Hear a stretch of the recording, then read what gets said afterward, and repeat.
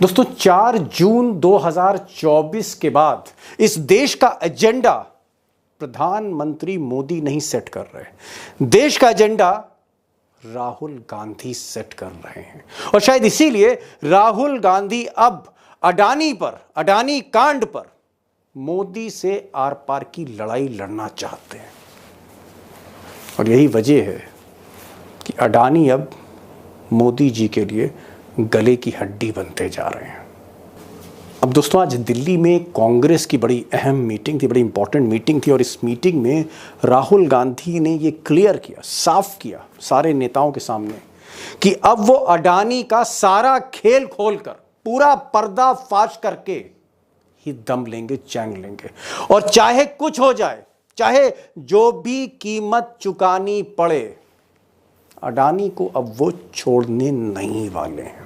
और राहुल गांधी ने एक बात और कही, उन्होंने कहा कि जिस तरह से सेबी की जो चेयरपर्सन है माधवी बुच, इन्होंने जिस तरह से जांच को दबाया छुपाया अडानी के मामले में और जिस तरह से उनके लिंकेजेस हैं अडानी से, माधवी बुच को इस्तीफा देना होगा। सेबी की चेयरपर्सन को, सेबी की मुखिया को इस्तीफा देना होगा और इस्तीफे पर अब कोई समझौता नहीं किया जाएगा। इसका मतलब यह है कि 21 अगस्त तक, अब 21 अगस्त तक मोदी जी के पास टाइम है। 21 अगस्त तक मोदी जी के पास टाइम है कि वो सेबी की मुखिया का इस्तीफा ले लें, अपॉइंट उन्होंने ही किया है।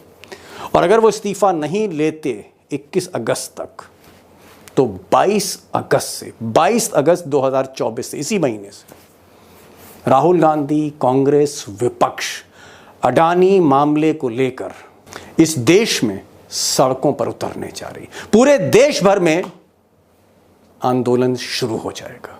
आपके साथ इसके बारे में चर्चा करनी पड़ेगी, ये फाइट से काम नहीं होगा। अगर आप देखें तो हिंडनबर्ग रिपोर्ट ये बड़ा एक मामला है। इसमें सेबी के चीफ पे ही आरोप लगाए गए हैं। मुझे लगता है इसमें जो हमारी मांग है जेपीसी की, पारदर्शिता की, वो कोई गलत नहीं है। वो देश की वो सारी एजेंसी खरीद रहा है, एयरपोर्ट भी, पोर्ट्स भी, सारे उसको जा रहे हैं, सब कुछ उसको जा रहा है। ऐसा कैसे हो रहा है सर? अब दोस्तों एक तरफ मोदी सरकार हो या फिर वित्त मंत्रालय हो, फिनेंस मिनिस्ट्री हो या फिर सेबी हो या फिर सरकारी एजेंसियां हो, जहां इस मामले को दबा रही हैं और गोदी मीडिया के चैनल भी जहां इस मामले को दबा रहे हैं, वहीं इंडियन एक्सप्रेस ने आज एक बड़ा खुलासा किया, एक ऐसा खुलासा जिसने अडानी मामले को और संगीन बना दिया है।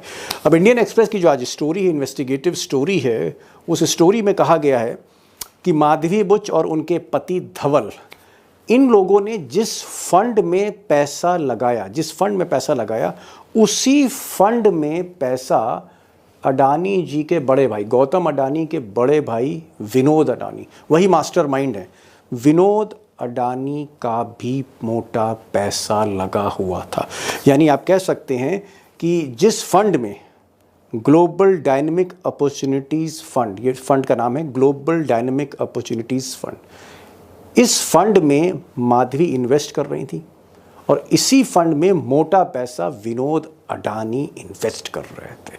यानी कहीं ना कहीं ये वो फंड था जहां माधवी और विनोद अडानी दोनों का पैसा लगा था। और आप देखिए, इत्तेफाक देखिए कि इसी फंड की जांच माधवी कर रही थी, जिस फंड में उनका पैसा लगा हुआ है। इसी फंड से खेल हुआ शेयर मार्केट में, इसी फंड से काले धन की बात सामने आई, आरोप लगे और उसी फंड की जांच माधवी कर रही थी। और ये बात क्या माधवी ने सुप्रीम कोर्ट से छुपाई? क्या ये बात माधवी ने सरकार से छुपाई? इसीलिए राहुल गांधी कह रहे हैं कि इस्तीफा तो देना ही पड़ेगा, क्योंकि खेल जो है छोटा मोटा नहीं है, मोटा खेल है। अब दोस्तों क्योंकि मामला ये दिन ब दिन संगीन होता जा रहा है और जो अडानी को लेकर मामला होता है सीधे मोदी जी को हिट करता है, तो मुसीबत मोदी जी के लिए भी बहुत बड़ी है। और दिक्कत ये मोदी जी की है कि अब 303 सांसद नहीं, अब 240 सांसद हैं, तो मोदी जी के लिए बड़ी मुसीबत है। और इसीलिए आरोप अडानी पर लग रहे हैं और डिफेंड उसको बीजेपी कर रही है, बीजेपी बचाव कर रही है। बीजेपी पे आरोप नहीं लगाया हिंडनबर्ग ने, आरोप अडानी पर हैं, सेबी के चेयरपर्सन पर हैं, डिफेंड बीजेपी कर रही है। देखिए क्या खेल है, क्योंकि मामला वाकई इतना इम्पॉर्टेंट है और पूरी देश की राजनीति को कहीं ना कहीं प्रभावित कर रहा है। मुझे लगा कि आज किसी खास मेहमान को बुलाना चाहिए, तो मैंने इस पूरे शेयर मार्केट और फाइनेंशियल घपलों के एक बहुत बड़े लीजेंड को बुलाया, अरुण कुमार अग्रवाल। चाहे इलेक्टोरल बॉन्ड का खुलासा हो, इन्होंने ही पिटीशन बनाई थी इलेक्टोरल बॉन्ड में, जिसमें आपने देखा क्या हुआ, और चाहे वो मामला रिलायंस का हो, चाहे वो मामला शेयर बाज़ार के घपलों का हो, चाहे वो मामला इससे पहले के जो सेबी के चेयरमैन रहे उनकी परतें खोलने का हो, भ्रष्टाचार खोलने का हो। अरुण कुमार अग्रवाल ने एक उम्र का बड़ा हिस्सा इस देश के फाइनेंशियल और कॉरपोरेट करप्शन को उससे लड़ने में खपा दिया है। आज इनको मैंने बुलाया, इनको गौर से सुनिएगा। एक गुजारिश मैंने इनसे की थी कि साहब, पूरी जनता आपको सुनना चाहती है, ऐसी भाषा बोलिएगा जो आसानी से कहानी समझ में आ जाए, और ये तैयार हो गए, अच्छी हिंदी बोलते हैं। तो साथ में इनके अग्रवाल साहब के साथ लखेड़ा साहब रहेंगे, उमाकांत जी रहेंगे। उमाकांत जी से मैं ये पूछना चाह रहा था आज कि भाई, मोदी और अमित शाह का मनोस्थिति क्या है इस पूरे मामले को लेकर, उनकी सरकार की स्ट्रेटजी क्या है, सुनते हैं उनको भी। तो अग्रवाल साहब को सुनिए, उमाकांत लखेड़ा जी को सुनिए, और आप तय करिए कि मामला कितना संगीन है। मेरा पहला सवाल अरुण कुमार अग्रवाल से। अरुण जी, आपने तो अपने पूरे जीवन में, आप यूं मैं कहूं कि फाइनेंशियल जितने भी घोटाले घपले बड़े बड़े हुए हैं, शेयर बाजार के घपले, इलेक्टोरल बॉन्ड के घपले, सुप्रीम कोर्ट तक आप उन मामलों को ले गए। और अगर मैं सही में कहूं तो आप एक विसल ब्लोअर हैं, और विसल ब्लोअर ही नहीं है, पब्लिक इंटरेस्ट में भ्रष्टाचार के खिलाफ आपने एक उम्र दे दी इस देश को। मैं एक चीज पूछना चाह रहा हूं कि सेबी की जो चेयरपर्सन है माधवी बुद्ध, जिनका इस्तीफा मांगा जा रहा है, मुझे एक दो लाइन में बताइए कि क्या इनके लिंकेजेस, आपने जो सारा पूरा का पूरा ये कागज खंगाला है, क्या सेबी के चेयरपर्सन के लिंक अडानी ग्रुप से या उनके अडानी के जो बड़े भाई हैं विनोद अडानी से, उनसे लिंकेजेस हैं, और क्या कुछ राज माधवी जी ने छुपाए हैं देश से? दोनों ही बात सही है कि इनके लिंकेजेस भी हैं और उन्होंने बातें छुपाई भी हैं।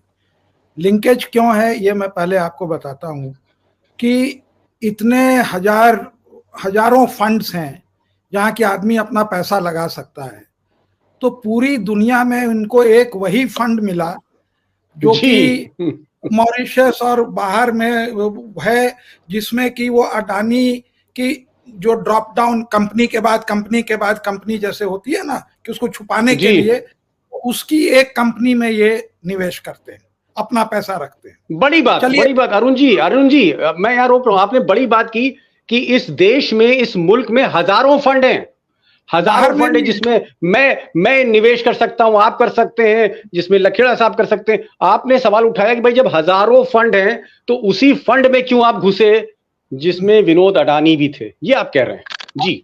अब दूसरी बात कि उन्होंने कहा कि जो उसको मैनेज कर रहे थे वो उनके हस्बैंड के बचपन के दोस्त थे, दोनों मॉडर्न स्कूल और आईआईटी में गए, और इसके कारण उन्होंने सेबी के मेंबर होने के 2 साल पहले इन्वेस्ट किया।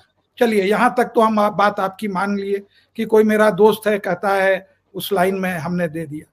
लेकिन जिस दिन आपका अपॉइंटमेंट हुआ, उस दिन जब आपको पता चला तो आपने क्या किया?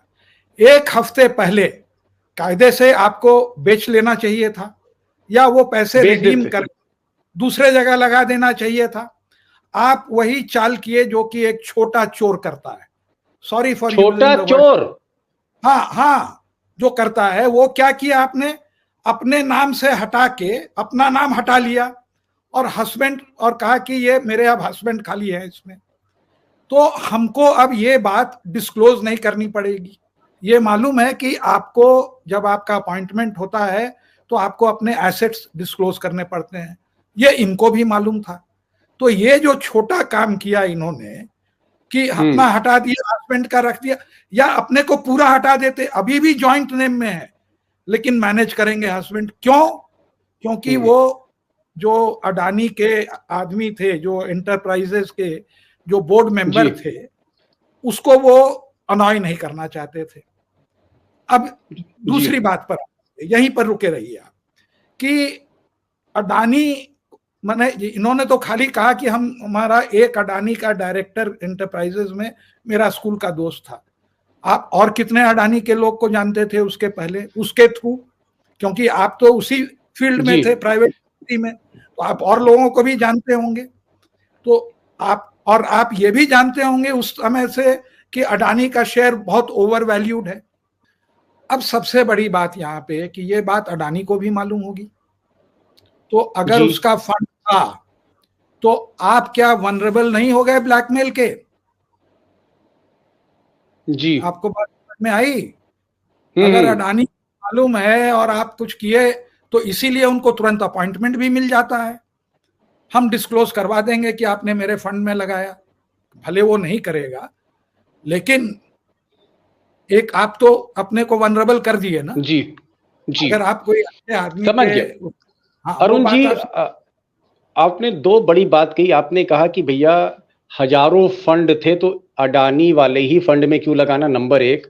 दूसरा कि भाई अगर आप सेबी की मेंबर जब आप बन रही थी, सेबी में आप जा रही थी, बाद में आप चेयरपर्सन बनी, तो जब आप सेबी में जा रही थी तो आप वो जो पैसा आपने लगाए थे, या तो उसको आप वापस ले लेती या बेच देती, जो भी था, आपने अब चुपचाप अपने पति के नाम ट्रांसफर कर दिया। यानी कहीं ना कहीं दिल में चोर था, ये आप कह रहे हैं। मैं एक चीज और पूछ रहा हूं आपसे, मैं ये चीज पूछ रहा हूं कि जब अडानी पर जांच हुई, उस जांच को माधवी बुच, ये जो मैडम है, ये उसको लीड कर रही थी। अरुण जी, क्या अगर हमारा पैसा अडानी के किसी फंड में लगा है, अडानी से जुड़े किसी फंड में लगा है, और मुझे जांच दे दी जाती है अडानी की, तो मैं तो यही कहूंगा कि भाई मैं भारत सरकार को बताऊंगा, सुप्रीम कोर्ट के चीफ जस्टिस को बताऊंगा कि भाई मैं दीपक शर्मा, मैं ये जांच नहीं करूंगा क्योंकि मेरा पैसा उसमें लगा हुआ है। जिस फंड की जांच करनी उसमें मेरा पैसा लगा हुआ है और मैं इस जांच से पीछे हट जाऊंगा। क्या आपको लगता है कि माधवी जी को जांच से पीछे हटना चाहिए था? नहीं, देखिए, मैं उनके बारे में ये तो नहीं कह सकता हूं कि जो है दाढ़ी में काला है, वैसे मेरी दाढ़ी तो सफेद है, समझा ना? तो मैं उनके बारे में नहीं कह सकता, लेकिन हम उसको दूसरी तरह से आपसे सवाल पूछते हैं। अगर माधवी बुच को मालूम था कि किसी समय हमने अडानी के फंड में इन्वेस्ट किया था, और अगर वो सारे फंड का खुलासा हो जाए कि किस किस समय में कौन इन्वेस्ट किया, तो मेरा भी नाम निकलेगा। ओहो ओहो, अरुण जी बड़ी दूर की कौड़ी बता दी, ये तो मैं सोच ही नहीं पाया। आपका ये कहना है कि अगर वो जांच गहराई से होती तो उसमें उनका नाम भी आ जाता, वो भी एक्सपोज हो जाती। ओहो, एक हम एलिगेशन लगा सकते हैं, भले उसने सोचा या ना सोचा। चलिए एक मिनट मैं जरा लखेड़ा साहब से पॉलिटिकल कमेंट ले लूं, फिर मैं आता हूं इस पूरे मामले में। लखेड़ा साहब, भाई अरुण जी हैं, ये कह रहे हैं कि साहब माधवी जी ने दो गलतियां करी हैं, कहीं ना कहीं उनको बताना चाहिए था सरकार को। दूसरा, ये कैसा इत्तेफाक है कि जहां जहां आप इन्वेस्ट कर रही हैं, जिस फंड में इन्वेस्ट कर रही, वहां या तो अडानी का भाई टकरा रहा है आपसे या अडानी का कोई आदमी टकरा रहा है। कहने का मतलब ये है कि अरुण जी का मानना है कि भाई गड़बड़ है। शुरू में उन्होंने कहा कि घपला हुआ है। मैं आपसे पूछ रहा हूं कि अगर इतना बड़ा घपला है तो क्या देर सबेर मोदी जी निर्मला सीतारमण को फोन करेंगे, फाइनेंस मिनिस्टर को, और फोन करके कहेंगे कि ये माधवी बुच का इस्तीफा ले लो? क्या इस्तीफा होगा? क्या मोदी जी इस्तीफा कराएंगे लखेड़ा साहब? देखिए, अभी तक देखिए, अभी तक जो मोदी जी का जो रिकॉर्ड है वो कुछ नहीं करने वाले हैं। हमें इस्तीफे की तो कोई उम्मीद ही नहीं करनी चाहिए। वो अगर इस्तीफा होगा भी तो इसलिए आपको मैं बता दूं कि जो हितों का जो टकराव है, राहुल गांधी और कांग्रेस पार्टी और जो एक्सपर्ट्स हैं, राहुल गांधी तो संसद में कह चुके इस बात को कि जो अडानी का पैसा है, पिछले 17वीं लोकसभा में अडानी का जो पैसा है वो मोदी जी का पैसा है, पब्लिक रैली में कह चुके हैं। और ये उन पर इसलिए हाथ नहीं डालते कि अडानी मुखौटा है, वो फ्रंटमैन है, पीछे से मोदी है। और ये जो पूरा जाल बट्टा जो बुना गया, इस जाल बट्टे के बाद ऐसा लगता है कि माधवी बुच को में पहले मेंबर बनाया गया, एक मकसद के लिए बनाया गया मेंबर, कि देखिए वहां ऐसा आदमी पहले बिठा दो, पहले मेंबर प्रमोट करो, मेंबर बनाओ, फिर उनको उनकी पदोन्नति करके उनको चेयरमैन बिठा दो। चूंकि महिला हैं और भारतीय समाज में महिलाओं को ज्यादा आक्षेप नहीं लगाया जाता, और ये एक पूरा फ्रेमवर्क है, एक कैलकुलेटेड गेम प्लान है कि कैसे अडानी के खिलाफ जब तमाम तरह के खुलासे हुए और ये बातें सामने आई कि 1990 से 1990 से जो शेयर ब्रोकर थे हर्षद मेहता, उन्होंने, वो तो छोटा खिलाड़ी था, ये बहुत छोटा प्लेयर था, वो अग्रवाल साहब को पता होगा, छोटा सा प्लेयर था वो तो मतलब एक तिल की, एक पानी की समुद्र रेगिस्तान में पानी की बूंद थी, ये तो पूरा समुद्र है और ये पूरा स्कैम है, इतना बड़ा स्कैम है कि इसकी जड़ें फॉरेन कंट्री में है, इसकी जड़ें मॉरिशस में है, इनकी जड़ें देश का जो अवैध पैसा है, बेनामी रुपया यहां से रोटेट हो रहा है और उसे व्हाइट करने के लिए बाहर से निवेश के रूप में भारत में लग रहा है। तो संसद के भीतर और संसद के बाहर आज की तारीख में जो माहौल है, वो माहौल पिछली लोकसभा जैसा नहीं है, बहुत खतरनाक और विस्फोटक स्थिति है। और अब जो कांग्रेस पार्टी करने जा रही है 22 तारीख से ईडी के मुख्यालयों, सेबी के खिलाफ देशव्यापी घेराव, प्रदर्शन, ये मुझे लग रहा है कि इसके बाद एक प्रेशर बिल्डअप होगा। 22 तारीख के बाद देखेंगे कि इस्तीफा होता है या नहीं होता है। जी, 22 तारीख के बाद इस्तीफा होता है चेयरपर्सन का सेबी की माधवी बुच का नहीं होता है, क्योंकि लखेड़ा साहब कह रहे हैं कि ये जो लोकसभा है ये पहली जैसी लोकसभा नहीं है। अब मैं जरा अरुण जी से एक सवाल पूछना चाहूंगा।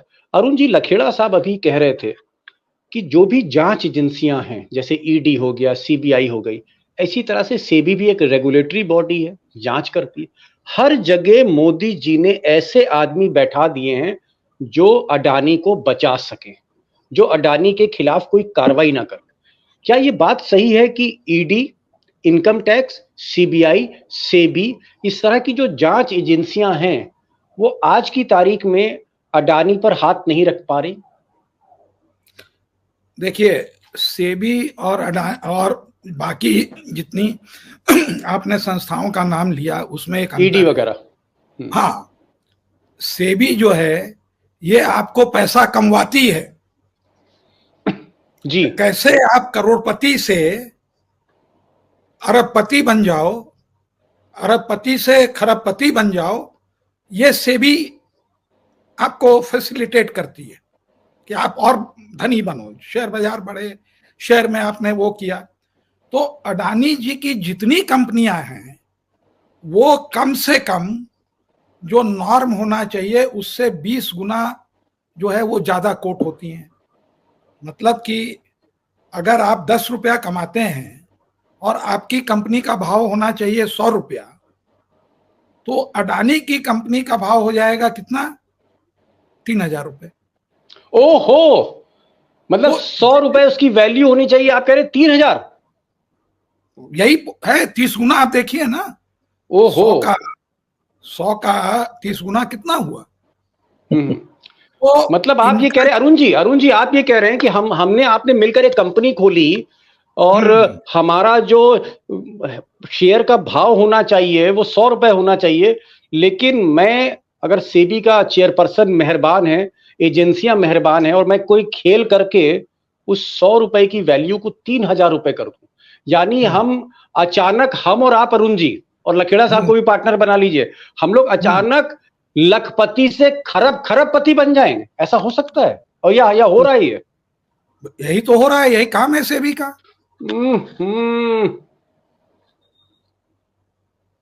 अरुण जी, सर घुमा दिया, चकरा दिया आपने। हाँ, तो चकराइए नहीं, आसान से आपने कहा था ना, आसानी से आपको बता रहे हैं। अब ये मैं दूसरा बताता हूं कि ये कैसे होता है। जी, कानून कहता है कि आप सबसे मैक्सिमम अगर कंपनी आपने चालू की तो आप जो है 75% शेयर रख सकते हो। मतलब 75 रुपए आपके पास और 25 रुपए पब्लिक के पास। समझ तो गया। इन्होंने 75 तो हिंदुस्तान में अपने रखे और बाहर से विनोद अटानी से जो है 15, 20, 15, 16, 17 लगा दिए। तो अब मेरे पास ओहो। और LIC और SBI को कहा तू भी ले ले। तो 95% शेयर जो है बाजार में है ही नहीं। अब जो मेरे पास अवैध जो हमारे पास जो ओवर इनवाइसिंग का या अवैध पैसा है, उसको बाहर से राउंड ट्रिपिंग लगा के जो 5% शेयर है उसका भाव हमने जो चाहा कर दिया, क्योंकि वो जो 5% बढ़ेगा तो मेरा 95 का भी तो बढ़ेगा। Yes yes yes. अगर हम 5% का भाव खींच दें, अच्छा तुम्हें कितना चाहिए, 300 में बेच रहे हो, ले लिया। तुम्हें कितना चाहिए, 500 में ले लिया। धीरे धीरे धीरे करके हमने 3000 ले गए। अब वो 3000 पे हमने और लोन लिया। ये इनका चक्रव्यूह है। समझ गया। आप ये कह रहे हैं, मैं आसानी से जो मुझे समझ में आया, आपकी पहले मैं बात समझा दूं जो मुझे समझ में आई, क्योंकि दोस्तों को भी समझ में आएगी। एक छोटी सी आपका ये कहना समझने में आसानी होगी कि गोबर मिल रहा है, इतना सारा गोबर है, किसी भी एक होगा, लेकिन आप कहेंगे नहीं हमको इसी गाय का गोबर चाहिए जी। तो उस गाय का गोबर तो वो तो एक लिमिटेड मात्रा में गोबर देती है, तो उस गोबर का आप जो भी भाव कर दीजिए। ओके, समझ गया। आप ये कह रहे हैं कि 75% शेयर जो है वो ओनर के पास होना चाहिए, 25% जो है वो जनता के बीच में होना चाहिए, लेकिन यहाँ पर 95% प्रमोटर के पास है, अडानी जी के पास है, और 5% के शेयर को पैसा डाल डाल के अगर मैंने 3000 रुपए का कर दिया तो मेरा जो बाकी 95% है वो भी 3000 का हो जाएगा। ये बड़ा खेल है, मैं बहुत डायनेमिक्स में इसके नहीं जा रहा हूं, लेकिन एक सवाल मैं जरूर करूंगा। क्या आपको लगता है, अगर आप, अरुण जी आप तो एक्सपर्ट हैं, हम आपकी बराबरी नहीं कर सकते, ना IQ लेवल में कर सकते हैं फाइनेंस की, और ना ही हमारे पास ऐसी जानकारी, ना ही हमारा एक्सपर्टाइज है। मैं अपने दोस्तों से साथ कहूंगा, आप पितामह हैं, आप इस फील्ड के पितामह हैं। तमाम आपने पिटीशन के मुकदमे जीते हैं, इलेक्टोरल बॉन्ड में भी जो सरकार को झटका दिया 440 वोट का, वो आपकी कलम से निकला है। मैं एक चीज पूछ रहा हूं, मान लीजिए आप देश के वित्त मंत्री होते, फिनेंस मिनिस्टर अरुण कुमार अग्रवाल, और ये मामला आपके पास आया होता, आपने हिंडनबर्ग की रिपोर्ट पढ़ी होती, जांच की होती, कागज पत्तर, तो आप सेबी के चेयरपर्सन के साथ क्या सलूक करते? क्या आप फोन घुमाते और कहते इस्तीफा दो? इस्तीफा तो देके भाई, देखिए सरकार के पास ये पावर है कि जब चाहे वो सेबी के चेयरमैन को डिसमिस कर दे। डिसमिस कर देते आप? ये एकदम, मतलब इस्तीफा नहीं मांगते आप? देखिए एक बात मैं आपको कहता हूं, मैं कांग्रेस का बहुत प्रशंसक नहीं हूं, आज ऑपोजिशन में इसलिए होता हूं। 2G का जो ओरिजिनल FIR है वो मेरे डॉक्यूमेंट्स के ऊपर हुआ है और इस बात को ने रिकॉर्ड किया है। तो मैं ये कहना चाहता हूं कि देखिए कोई भी सरकार हो, करप्शन तो चलेगा। कांग्रेस में शर्म थी, नटवर सिंह जैसे स्टालवर्ड को बेचारे 3 दिन पहले गुजर गए, उनका उन्होंने इस्तीफा मांग लिया जब ऑयल फॉर फूड प्रोग्राम आया, जबकि सबसे ज्यादा घपला उसमें रिलायंस ने किया था, जिसके ऊपर मैंने किताब भी लिखी जी। उनको ये पावर है एट ए मोमेंट। तो कांग्रेस को मैं ये कहना चाहता हूं, उनको शर्म थी, इनको कोई शर्म नहीं है, ये किसी का भी इस्तीफा देते हैं, तो ये इस्तीफा नहीं जी, लेकिन इनके पास ये पावर है। और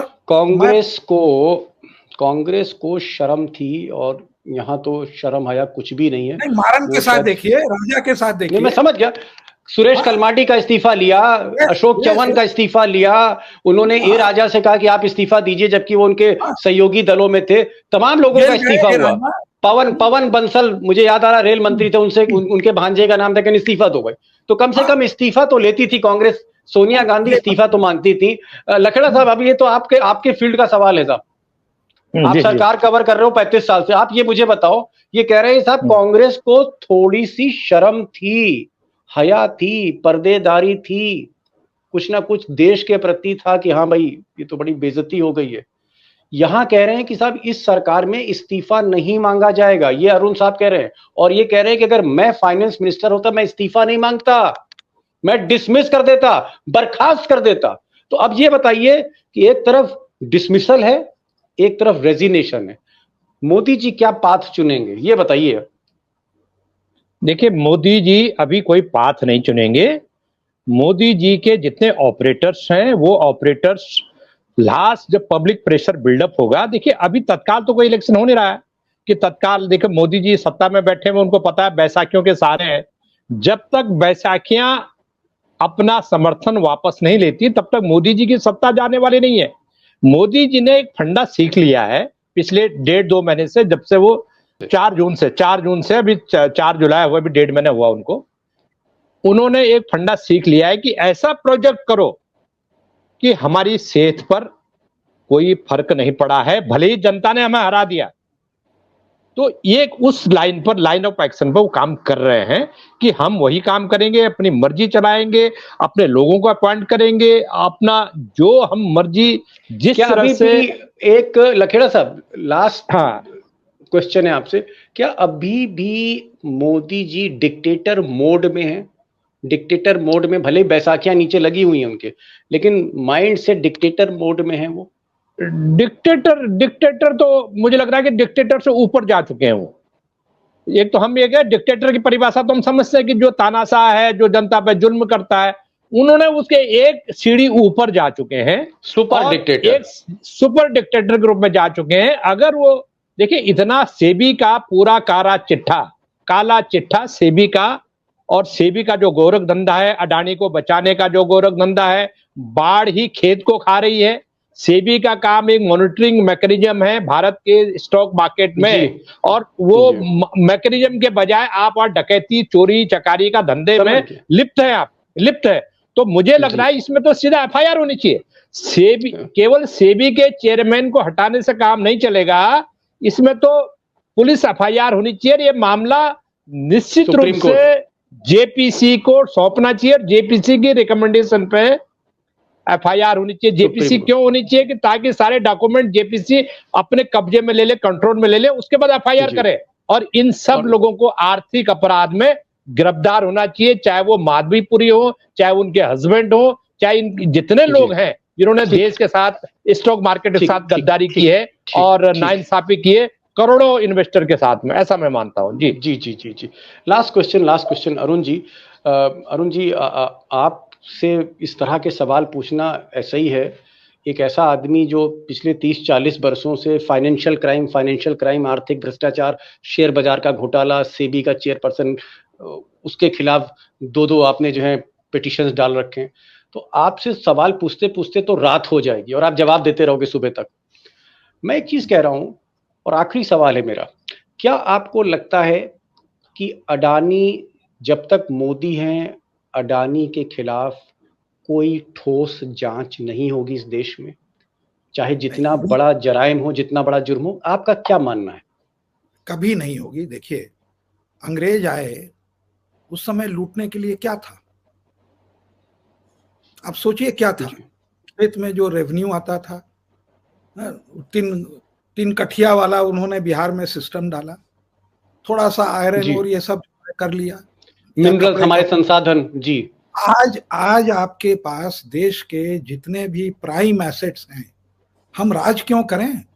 सारे प्राइम एसेट्स जो है आपने इनको दिए, फैसिलिटेट किए, कानून बदले, जहां ओवर इनवॉइसिंग हुई, बाहर से आया, तो सारा मॉडल में आपने इनको एक जो है कवच दिया, और सारे प्राइम एसेट्स दिए और कवच दिया कि तुम अपने शेयर को खींचो और तुम दुनिया के सबसे जो अमीर लोग बने हैं ना, वो कोई नई सोच, टेक्नोलॉजी, फेसबुक हो, माइक्रोसॉफ्ट हो, इलॉन मस्क का वो गाड़ी या स्पेस का सैटेलाइट हो, या यूट्यूब हो, गूगल हो। हाँ, ये कौन सा ऐसा कर दिए कि जो है वो उस श्रेणी में आ गए? उनका पूरा वेल्थ शेयर मार्केट के मैनिपुलेशन पर पड़ा है। तो ये तीनों चीज साथ साथ चल रही है। Got the point. वो जो कहते हैं ना A1 is equal to M, तो वो सही कहता है वो आदमी। एकदम सही और कहते हैं। और केवल दो ही पॉलिटिशियन है, महुआ मोइत्रा और राहुल गांधी, जो अडानी का झंडा लेके खड़ा है, और बाकी लोग कोई सिग्निफिकेंट आदमी नहीं है। जी जी जी, नहीं संजय सिंह भी बोल रहे हैं, संजय सिंह भी बोलते हैं, संजय सिंह भी आवाज लगाते हैं। जी, एक बड़ी बात आपने कही, आपने एक बड़ी बात, और मैं उस पर ही ये प्रोग्राम खत्म करूंगा। अरुण जी कह रहे हैं, लीजेंड हैं ये फाइनेंशियल क्राइम के, जहां तक खुलासे की बात है, अरुण जी कह रहे हैं कि अडानी साहब ने कोई यूट्यूब जैसा चमत्कार नहीं किया, कोई फेसबुक इनोवेट नहीं किया, इन्होंने कोई गूगल या माइक्रोसॉफ्ट की तरह कोई टेक्नोलॉजी को इनोवेट नहीं किया, कोई एप्पल फोन नहीं बनाया स्टीव जॉब्स की तरह, इन्होंने एलन मस्क की तरह कोई टेस्ला को खड़ा नहीं किया, कुछ भी चमत्कार नहीं किया, सिर्फ और सिर्फ शेयर मार्केट का खेल करके, या फिर जो प्राइम एसेट्स देश के हैं, एयरपोर्ट है, बंदरगाहें और तमाम चीजें हैं, माइंस हैं, मिनरल हैं, कोयले का खेल है, वो सब करके ये देश के नहीं दुनिया के थर्ड रिचेस्ट, एक टाइम पे ये रिचेस्ट वेल्दी पर्सन बने। तो कहीं ना कहीं ऐसे आदमी को बचाने के लिए, चाहे वो ईडी हो, चाहे वो सेबी हो, चाहे वो इनकम टैक्स हो, चाहे वो सीबीआई हो, एक कवच जो है बॉस ने दे रखा है। बॉस कौन है? अडानी जी के, वो मैं दोस्तों आप पर छोड़ता हूँ। अरुण जी आप आए, लखड़ा साहब आप आए, बड़े खुलकर बात हुई और बहुत तफसील से और बहुत आसानी से, मैं शुक्रिया हूँ अदा करूंगा आपका कि आपने, अरुण जी, वो फाइनेंशियल टर्म्स आप यूज नहीं किया, आपने बहुत आसानी से लोगों की भाषा में आज आपने चीजों को बताया है, खुलासे की। Thank you so much for joining this programme. Lakhra साहब आपका भी बहुत बहुत शुक्रिया कि आप इस प्रोग्राम में शामिल हुए। दोनों मेहमानों का मैं अपने दोस्तों की तरफ से मैं उनका स्वागत भी करता हूं और उनको शुक्रिया भी करता हूं कि उन्होंने खुलकर कैमरे के सामने मोदी के दौर में सच बोला। Thank you so much for